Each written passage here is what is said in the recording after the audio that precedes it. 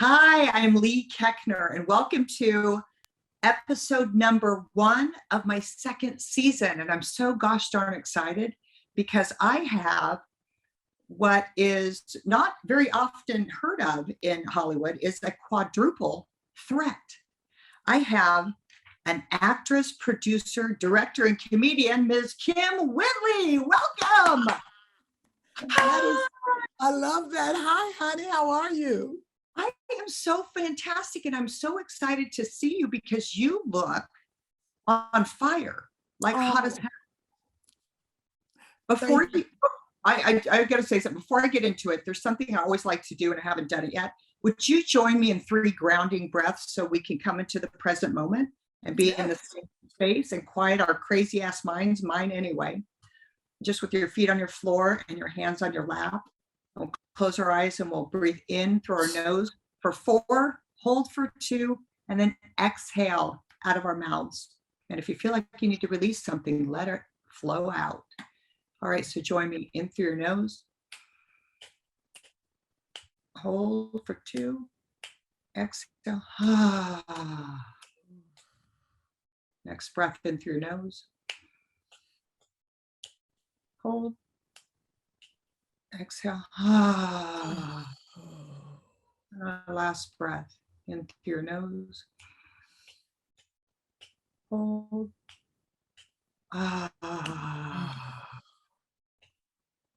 Doesn't that feel nice? I need to do that every day. I do that before anything I start because we have so much crazy ass spinning shit going on in our head, and that quiets it and calms us and drops our heart rate. And isn't it nice? That was nice. Yeah, it's like a little bone. I feel the all right, go in my brain. Right?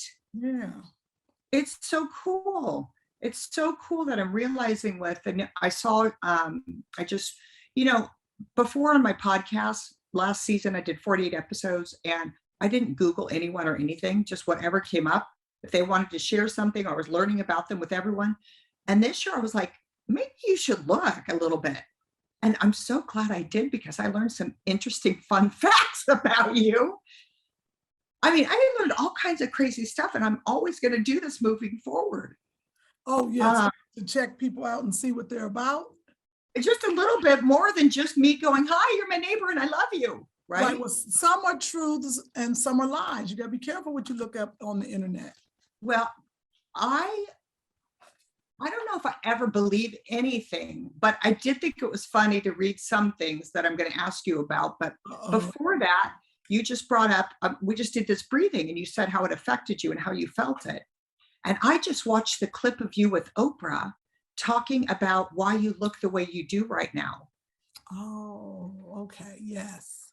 And yes. Do you know, I have not seen you in person. I have not seen you in person for quite a while, since your birthday party, your son's Joshua's birthday party. And I don't know how old he was when I came. Oh my gosh. I came to one birthday party at your house, I think before you moved to your current house. That was a while ago. That's the last time I saw you in person. I don't know why. I guess I've talked to you. I felt like I was like, oh, I've seen it.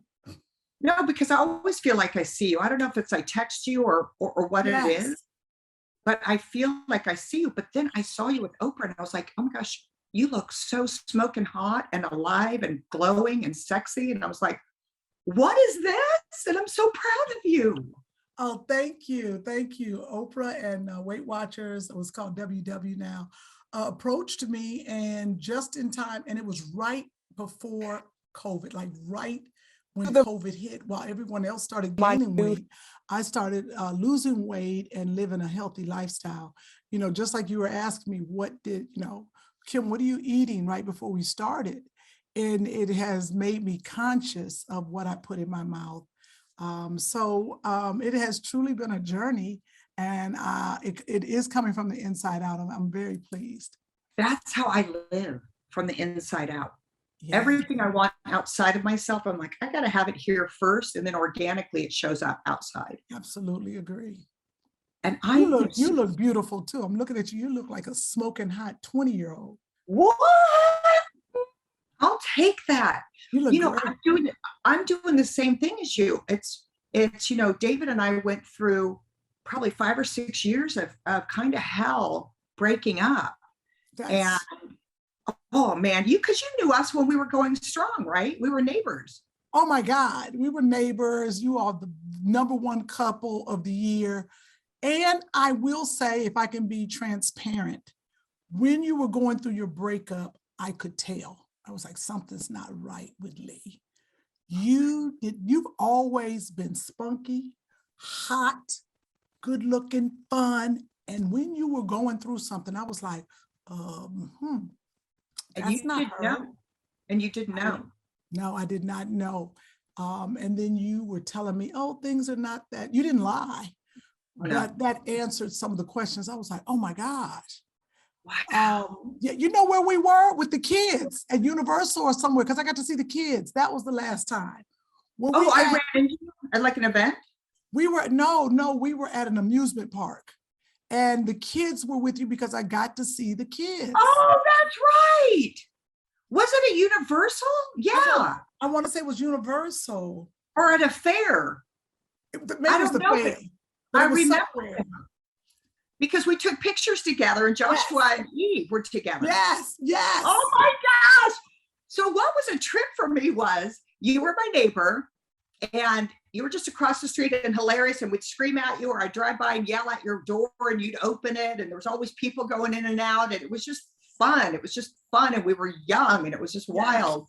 And then and Charlie was 3. Charlie was 3 and he's 22. Damn. And he's 6'4.5". Little bitty baby picture of him. Oh. Okay, so then you move. No, you moved. I did first? Yes, you moved, but you moved over near that market. Remember, I was like, oh my God, and you started renovating. I was like, I want to move. Yes. You are. Oh, and that motivated you to start looking. Yeah, you left me. Okay. It was time to go. Yep. Yeah, it was time to get off Babcock. You kept having more kids. I was like, what is she doing? But I didn't realize that you all had just started. So you needed a place. Yeah, I was like, wow. We just started at 33. Oh my gosh. As I was looking you up and Googling, I had no idea how Joshua came to your home. What? Oh, no. You weren't there. Okay. No, I didn't. I just learned about it today. I knew you adopted him. Mm-hmm. But you didn't realize. Oh yeah, I would have had him at your house if you were across the street. You already know that. I would have watched him and loved him. I still do. Oh yeah. Oh, I didn't know you didn't know. Okay, got it. I didn't know. I mean, so for the people who don't know, if I got this right from my reading this morning, you were going to mentor a girl. Mm-hmm. Were you mentoring her currently, or you hadn't started? I was already mentoring her, knew her for years. You were mentoring this girl. She goes to Cedars or some hospital and has a baby. And then she leaves the hospital and leaves a note saying that you're the mom. It was your information. And then you get the call. Tell me. Yeah, it was the craziest thing ever. My mom. That's the craziest baby story I've ever heard in my entire life. Is that not crazy? First of all, is she crazy? I was like, who leaves a note? She has the baby. So happy she did, but it's crazy. And later on, I found out, she was like, well, I had the baby for you. I know you wanted a baby. What? Could we have planned this? What? This is just some kind of random surrogate? What the hell? I mean, you can't even think that up. No. So Kym's mentoring a girl. She gets pregnant, has a baby. Did you even know she was pregnant? You know what? I did know she was pregnant. She had called and told me, but I didn't know when she was due or anything. But that was it. And she was like, I had the baby. And so I went to the hospital. I saw the baby, as soon as he was born. I saw Joshua within hours, and he had no name or anything. And I was like, okay. And then she was like, you just went to support her and say hi? That was it. You did not know you were looking at your child? No, wait a minute. Are you ready for this? Where is it? I wish I could grab it. It was right there. I have a picture. This is how God works. Let me tell you something. Now, I've seen lots of babies born and been there. And I happened to have like lashes on that day or whatever. It was the funniest thing. I said, my friend was with me. I said, give me your gown. I grabbed the extra gown. I said, give me the gown. I put the gown in. I said, give me the baby. I got in the hospital bed and I took he was only hours old. It was his first day. And I took a picture looking down at him. I have that picture. Oh my gosh, he was in your arms right after he was born for his first baby picture. For his first baby picture with me in a hospital gown. Oh my God. Put that in the scrapbook. And, I was thinking like, oh, this is so funny. I'm going to tweet it out. It was like that. Like, I'm going to send it out. I never did. I was like, I'm going to kill people with this. But, I have to remember things. So I was like, nah.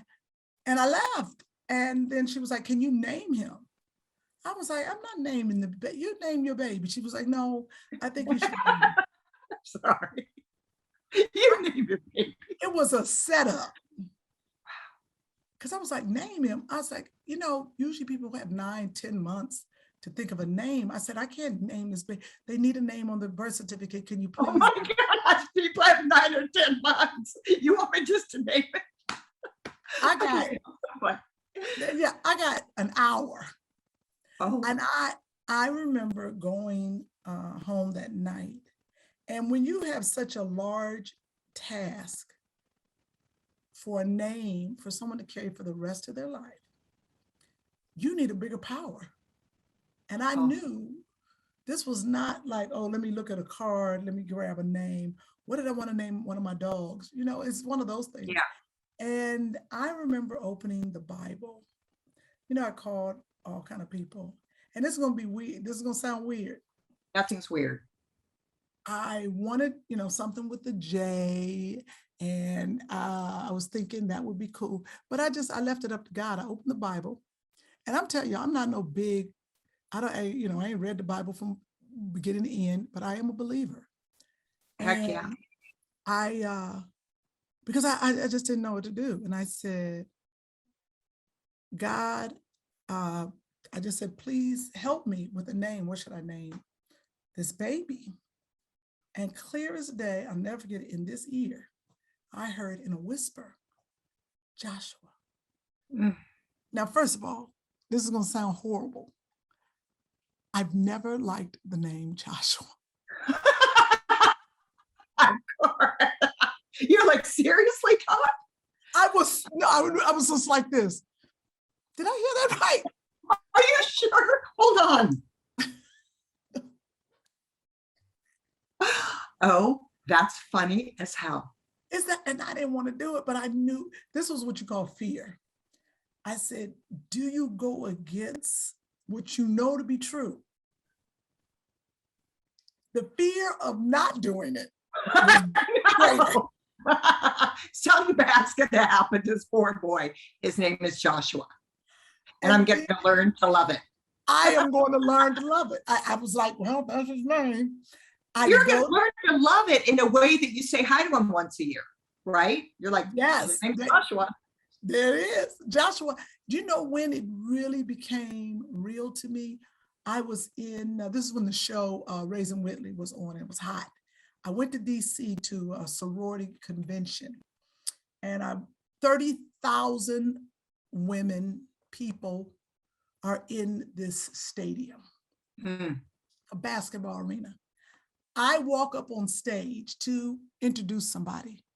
I hear 30,000 chants, Joshua, Joshua. It scared me. My heart started beating, and I was like, oh, wow, this is it. They're just not Kym, Joshua. And then you read the book of Joshua, not the book, but the story of Joshua, and him and David, which my nephew's name is David, and they slay, they do all these wonderful things. And I was like, okay, there's a greater purpose to this child's life. Oh. So that's how that happened. And then the hospital called me. He was 4 days old, and they said, we need you to come get your baby. Joshua. I was like, wait a second. hold up. I just named him and just took a picture. I was like, I didn't have a baby. There's no baby. And the lady said, look, the mother is gone. She left your information and said that you will take the baby. I was like, I can't, give me, my body went cold. I was like, Of course. I was like, a real baby? They were like, I said, hold up. And they said, so then the lady called back. She gave me 20 minutes. She called back. You know, she ain't got no time. It was a social worker. Wait. She gave you 20 minutes to think about it. They got 100 more cases to call. Yeah, she's like, and then she got an attitude. And she said, look, she's like, either you come get this baby or the baby is going into the system. That's how she said it. She said, you know, what do you want to do? I was like, she had no emotion. She just had to keep working. You got to take care of the kids, you know. And I went and I talked to my mom and dad, and my mother was like, why not? Which shocked me. Because my mother's always been like, you're going to get married, you're going to have children, you're going to, my mother turned that thing around. My mother said, why not? She said, you're not married, you don't have a man, and you don't have any children. She said, go get that baby. Amazing. Okay. This is, my whole body is going crazy tingling because I am so connected to God and I listen to the whispers. And when you can quiet your crazy mind and hear them, they're life changing. And when you move on them and you just don't push them aside, like God gave you a miracle. God gave you a blessing. God gave you the social worker to tell you, cut the shit and take the baby. Like, what are you thinking about? And then your mom, who would normally maybe say something else, was like, go get that baby. And it's confirmation,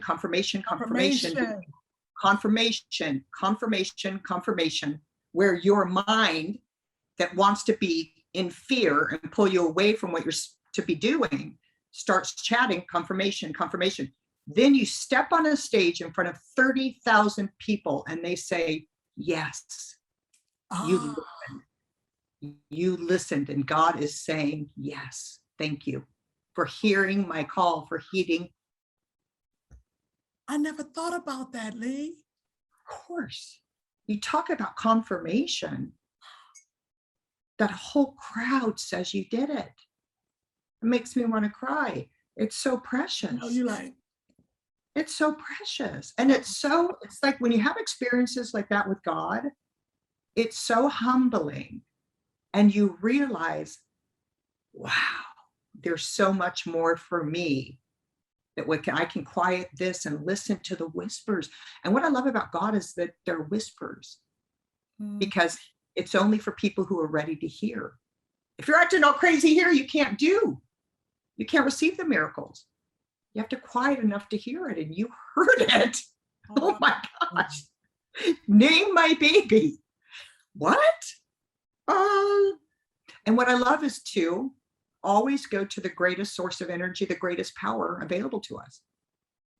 God, like, why move from this crazy ass puny thing when we can connect right into the whispers of the universe? I had no choice. Who was the only other person I thought was called Oprah, but we weren't connected like that. Not yet. Because God was like, Oprah is going to give you some great ass wisdom here. But Oprah is not equipped to deliver what God's going to deliver to you right now. You got to go straight to the source. And you did. Oprah would have been a great second. Yes, that would absolutely. Right? Oprah, I need to get She's your backup. She's your backup. That's hysterical. How was it working with her? Good. You know, she's all knowing. And what I love about Oprah is that Oprah didn't come equipped. Oprah did not just, boom, I'm from Harvard, I know all the knowledge. Oprah has learned on her journey, and she has become so smart because she listened and she read and she met people and she retained the information and she shared it with the world. So that's why I really appreciate her. Her life experiences are very knowledgeable. So it was a lot of fun. I have a show on OWN right now that started just this week or last week or whenever, but it's called The Big Holiday Food Fight. Comes on Tuesdays on the, How fun. What is it about? it is a cooking show, a competition show for regular people, like everyday people. So we have 3 regular people and they have to cook their best family recipes. They're like, oh, I'm the best cook in the family. And they compete and they win $5,000. And we sing and dance, and it's all about the holidays. Oh, I love that. So is it going to just be for the holidays? Like it's a special? Well, we're I- hoping it's for the holidays now, and then we're hoping we'll do like Easter. We'll have the cook-off. Well, what I was going to say is there's always a holiday. It's always a holiday. Life is a big ass holiday. Yes, so we have 3 judges and I get to host it and I get to learn a bunch of recipes and I get to work with Oprah again. So it's fantastic. I love that. When you work with her, does she show up every once in a while or what happens? Is she creeping around or you just talk to her once or what? No, Oprah is the head. She don't show up. Other people show up. Every blue moon, she'll show up to something. If she's in town, probably, and it doesn't, it's not busy. But, Can I tell you a tiny Oprah story? sure.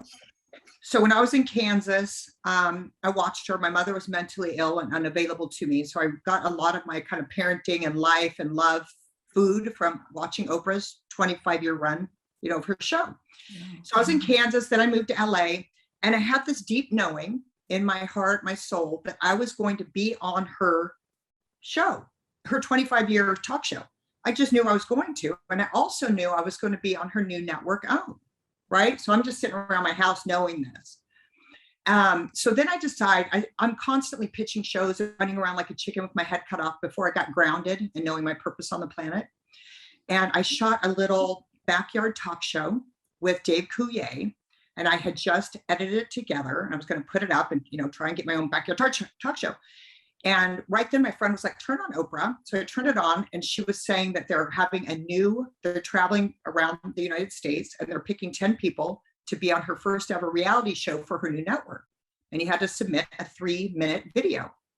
So I immediately edited down my 5 minutes, submitted it, and I got a call. I was the first person chosen for her thing. And they said, you have to kind of be quiet with this because we still have to go around and pick the rest of the people. But, hold the date. You can't tell anyone or you're not going to be on the show. I was like, okay. And I was like, finally, I've been running around and I'm going to get Oprah's Midas touch, right? She touches stuff, it turns to gold. I was like, yeah. So, and it's Mark Burnett too. Mark Burnett was the executive producer. I was like, all right, two winners. I'm in. This is it. I'm ready to explode, right? I also knew, okay. So then I was going to be on OWN.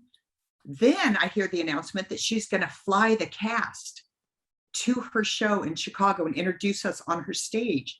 So I was actually going to be on her show before it ended. Because when I heard it was the last year, I was like, am I going to save someone? Am I going to invent something? Like, what am I going to do? Because her last year was going to be best of.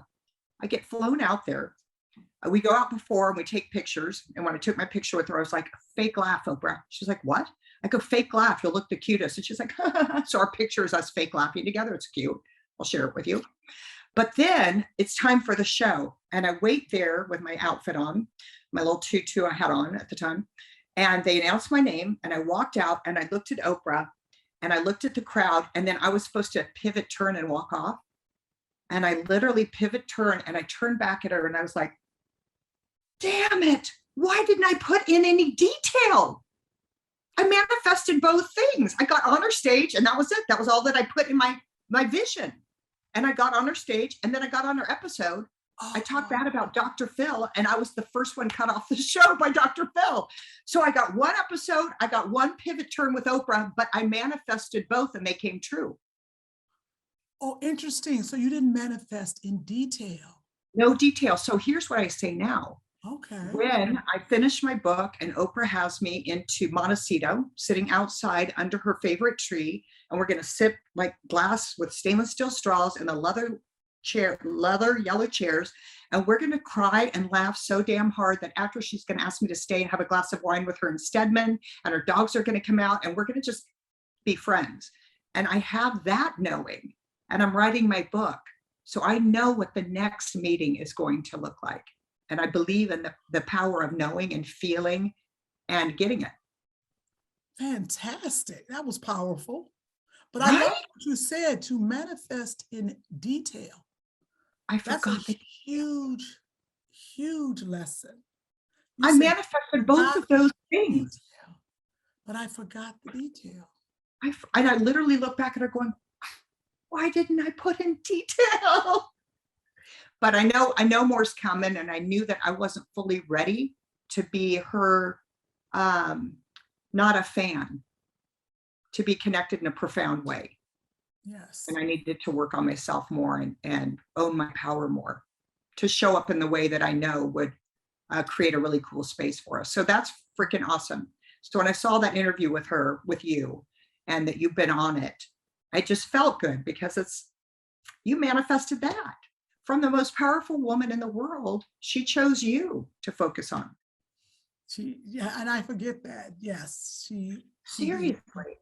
And we are connected. I felt like I can reach out to her, and she told me, she always says, just pick up the phone, Kym, call me. Oh, And and I encourage you to take advantage of that, because when you have God, right? You went to God and God whispers to you. If she said that, use that, because she means it. Call her, ask, even for just a little, or text her saying, give me some inspiration. Tell me you love me. damn, tell And Oprah, tell me you love me. After you tell Stedman, I need to hear it. you tell Stedman. I just met him too after a conference, and it was really neat to see him speak, because I thought, okay, let's see what the most powerful woman in the world husband does. And he owned his space, and he has this quiet, cool demeanor, and he's a tall man with a big presence. Afterwards, I said to him, I just wanted to say, holy hell, you're as powerful as your wife, but you do it in your own way with a cool confidence in your own quiet way. You were amazing. That's just what I was just like, it was so neat to see him hold his own. And that's why he can partner with her. That's exactly why, honey. Stedman's like, whatever. They've been together for a long time. And he does his thing. He's a professor. He writes all his books. He travels. So it's fantastic. And I heard you say something when you talked to Oprah that brought tears to my eyes in the little WW chat you had with her. Is you said, Oprah, and I had a moment like this in my life too. That's why it touched me so deeply. You said, and when I looked at myself, it was the first time I felt beautiful. Wow. And that's so precious. And it's so interesting that with 30 pounds or 30 pounds on or off, you're so beautiful. But we don't even know that because we hold so many thoughts to block us from our pure light. Yes. Which no weight can dim. And I think once you connect from within, like you said, the weight comes off because you're not needing it as much. Right. Brian, just knowing, well, I think even with WW, that happens is that even if I was 30 pounds heavier or where I am health-wise, when you feel good, eating crap and crazy stuff, you don't feel good. You're sleepy. So you can't feel good. It's just the truth. And I think it's not the number that's on the scale. It's how my body feels and how I feel, and That's the clarity. Right. That's right. After my divorce, or when we got to the point where David moved out, I was so thin, and I hadn't slept or eaten, and I was just like literally getting sick with him, with worry. I had to go to Al-Anon to kind of step out of that and learn about detaching with love. But I remember looking at my body and realizing, wow, I'm thin, but I also was like, holy hell, I work out 5 days a week, and it's the first time I can see my muscles. So I was so excited because I always had a layer of cheese enchiladas or 10 margaritas over it. Do you know what I mean? That's hysterical. So I was like, after going, okay, I want to get healthy, but I still want to keep my body lean. I like seeing the work I've done. Mm-hmm. And I was able to transition that with self-love and the healing and kind of all of that stuff to just now eating a lot, but healthy foods. And I crave it now. Oh, good. I don't feel like diet's ever a part of it. It's feel like I loved myself, right? Mm-hmm. And then my body responded. Do you feel that a little bit as you're getting to know yourself more? Oh, absolutely. When like when I'm out, when you've been eating a certain way for so long and the new way has not become a habit, you slip back into your old habits because the world is opening up now. You're grabbing a drink, you're not thinking, you're grabbing appetizers. I think that's when you have to say, how do I feel? Yeah. How do I want to eat? Because then you come home and you're like, I feel horrible, or I'm sleepy. It's not I feel bad because I ate that way mentally, but physically I feel bad. So it's a habit. I think Yeah. that's the learning how, and it's not a diet. It really isn't. It's No. just learning how to live and feel good. I like the way, I look at my clothes. I like the way that I can walk up steps, Yeah.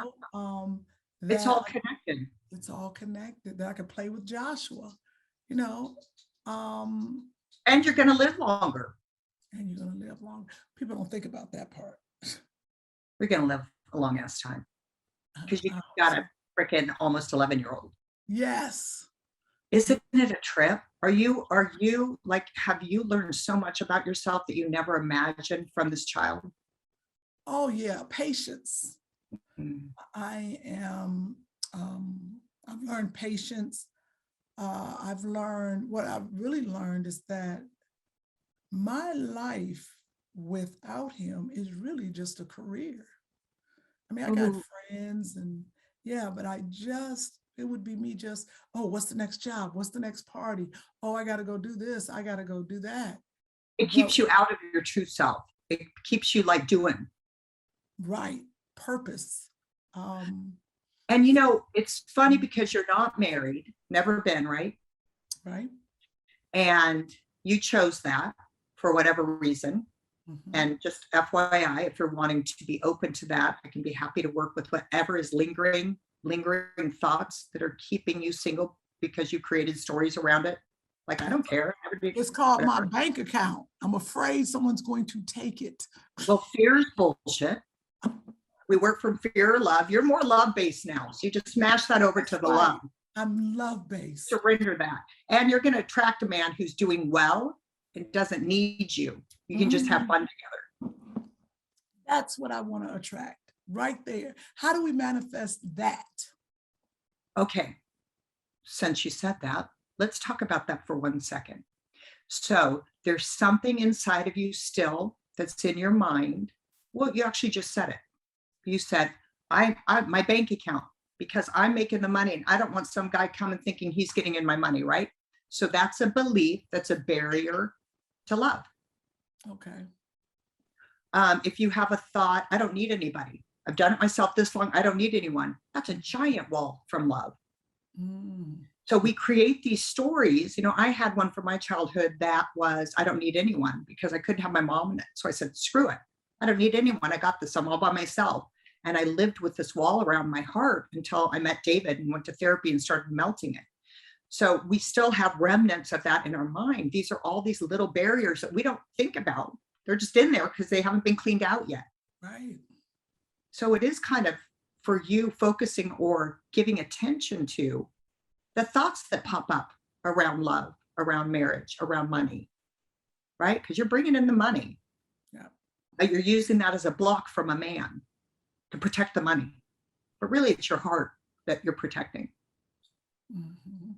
Okay. because you have created a story. I'm strong. I'm sexy. I don't need anyone. I can do it all, and you Mhm. have with your village, right?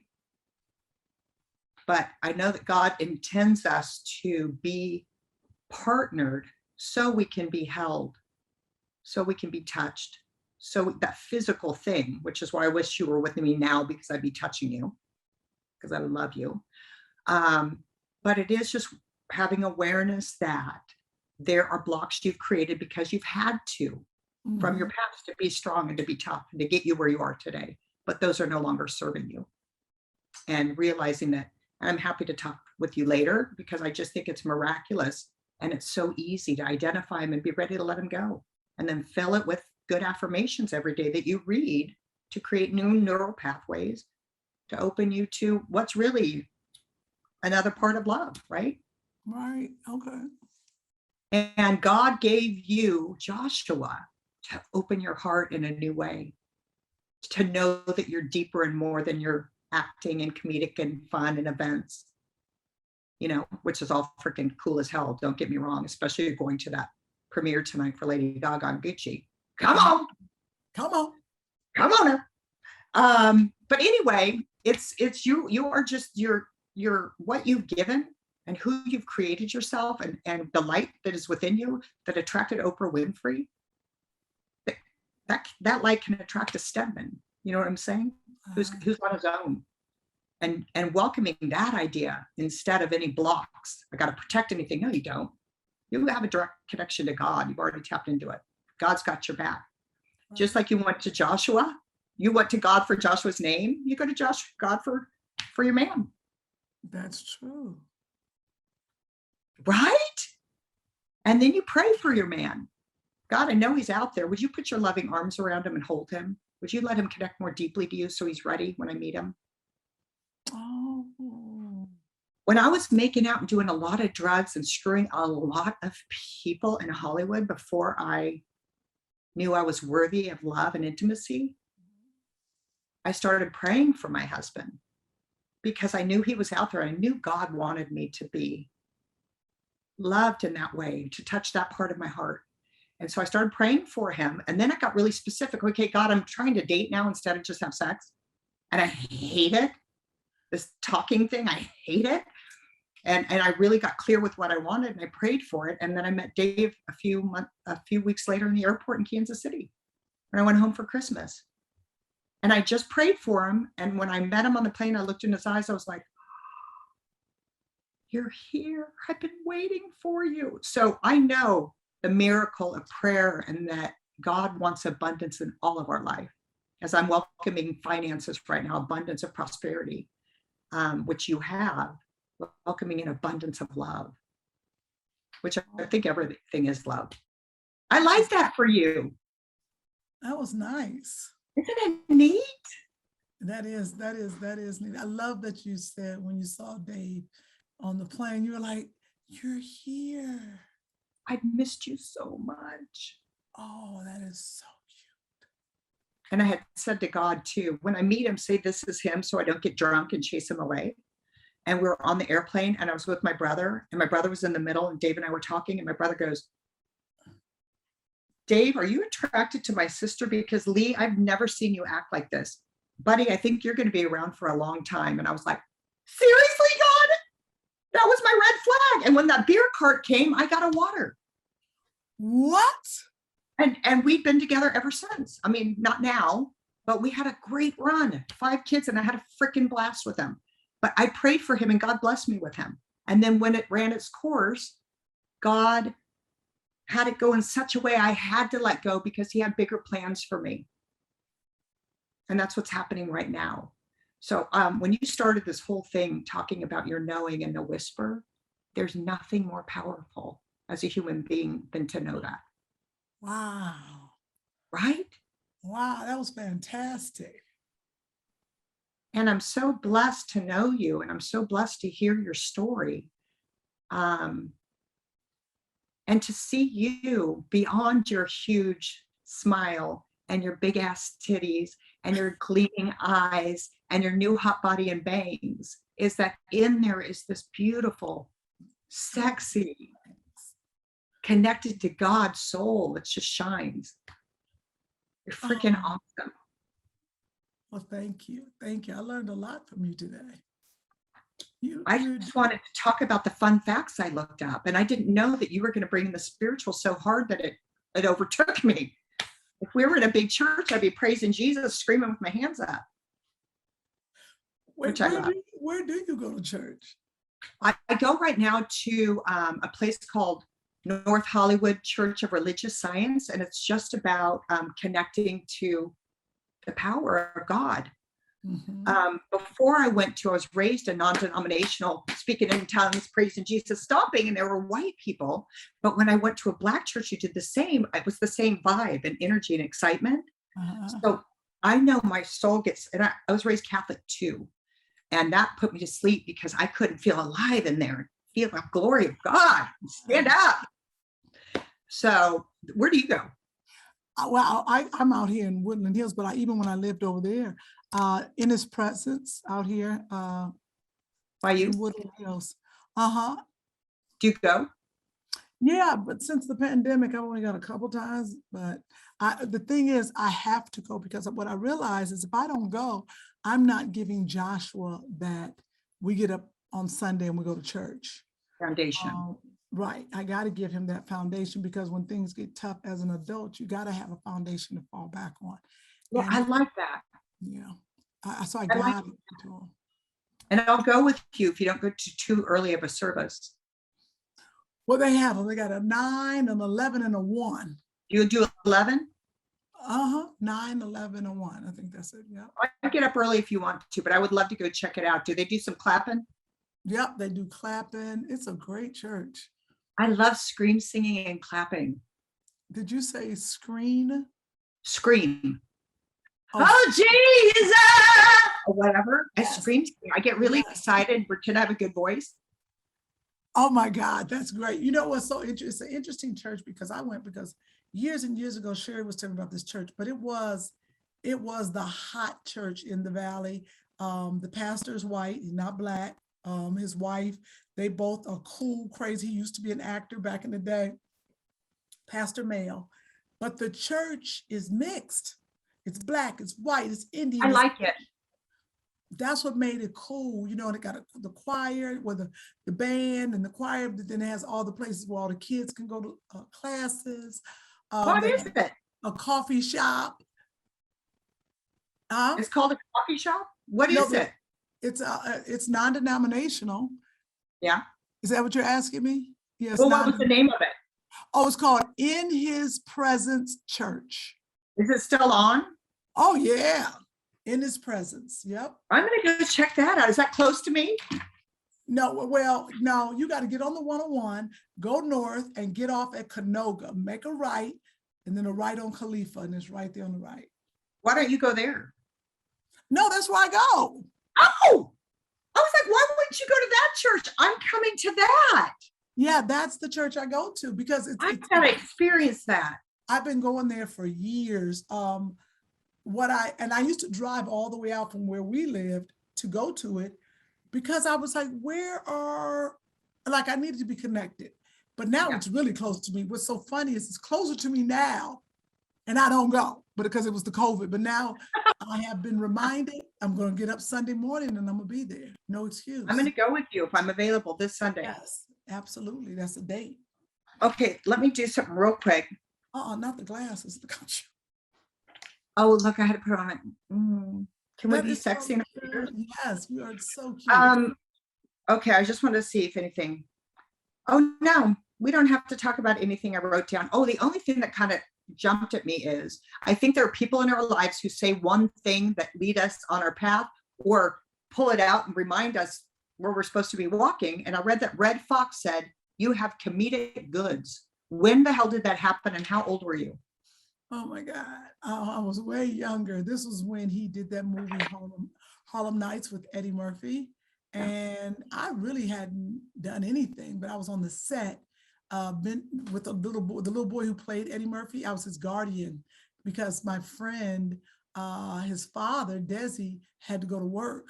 And so he said, so you were preparing for Joshua by being the guardian of this little boy playing Eddie Murphy Jr.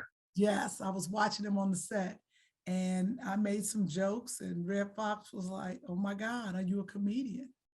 And once again, fear stops you because he said, get 10 minutes of material together and I'll help you. Well, that sounded like speaking a foreign language to me. I was like, huh? But I always, the day he died, I went out and did 2 minutes of material because I felt I missed an opportunity. But the cool thing is you didn't, right? Right, I didn't. And he planted the seed to remind you, keep moving. He was the little earth angel. Our earth angels come and give us stuff, just like that woman who said, are you taking the baby or not? Absolutely. They're all earth angels guiding us, right? Helping us. I love that. Red Fox was one of your earth angels. That's pretty cool. That is kind of cool. That is cool. Yeah. Okay, so you have your two things coming up. Tell me about your podcast with Sherry and where we can find it and watch it. Okay. Yep. A podcast called Two Funny Mamas with me and Sherry Shepherd. We started over a year ago, Mother's Day during the pandemic. And it's very funny and just it's not structured at all. It's I love all, that's why I'm used to drinking coffee, eating, talking, yelling at Joshua. Like it's just fun. And it. It's life, right? It's normal. it's life. It comes out every Thursday where people listen to podcasts and it's on YouTube. So I can't. that's a lot of fun. And then There's nothing more fun than working with someone you love, doing what you love, what comes natural. That's when it says you're not working a day in your life. Look what you've done for yourself. oh, I love that. Look what you're Yes. doing. I I, acknowledge you. oh, I appreciate that. So I just like to have fun doing that. And then we know that on OWN, there's a cooking show And on that Tuesday. comes out when? Oh, it's out. It just came out. So it's called The Big Holiday Food Fight on Tuesdays on OWN. And then I have a show called Made for Love on HBO Max. Damn. Yeah, What's that about? that one is a little strange. It's about a guy who controls people, or really his wife, with this chip he put in her head. It's Ray Romano's in it. I play a nun, and I'm Ray Romano's ex-lover. It's a lot. I love it. Yeah, it's pretty How deep. fun to be playing with Ray Romano. Yes, he's a great guy. Look at all the people you've attracted. I can't wait to see that man. I can't wait to see him on your arm. Well, thank you. Yeah. Is there anything closing you want to share with our audience, who I think we're going to be deeply touched about this side of you and what you've done and answering your calls? No, but thank you for this platform, because talking to you is just like two girlfriends talking. So it was really, just having fun with you and connecting with you and really seeing how beautiful you are. Oh, You're more beautiful now than you were when you were younger. And with the kids and going through, you look absolutely like a supermodel. I love But it you. was just fun. So, and thank you, because a lot of this conversation reminded me of things that I needed to know and work on and manifest. So thank And you. I'm here for you as a gift and my pleasure if you want me to help you pull that stuff out and fill it with good to free yourself for all of God's abundance. I will be calling you for that. I love you. I love you back. I do a little prayer. Absolutely. God, thank you, thank you, thank you. Thank you for this podcast starting back up. Thank you for blessing me with the perfect person to kick it off with Kym Whitley. God, I just ask that you take your bright, white, loving light and surround it all around her, swirl it around in her mind, the back of her neck, all around her chest and her heart and her soul, all the way through her arms and her feet to the ground. God, thank you for this precious woman. Thank you for her story. And thank you that she answered the whispers to have her sweet boy and all the other wonderful people that she's attracted and is attracting. Thank you for this life, and we take it for reals. Amen. Amen. Amen. I love you. I love you. Thank you. I'm going to see you Sunday in the church pew, and That's I can right. hold you and stream sing. Sounds good. Thank you, beautiful. All right. I'll talk to you Sunday. Bye. All right. Hey, if you would like to reach out to me, you can text the word Leigh, my name, Leigh, to the number 41242. It'll ask a couple automated questions, answer them, and then you can sign up for a 15-minute complimentary call with me. I look forward to connecting.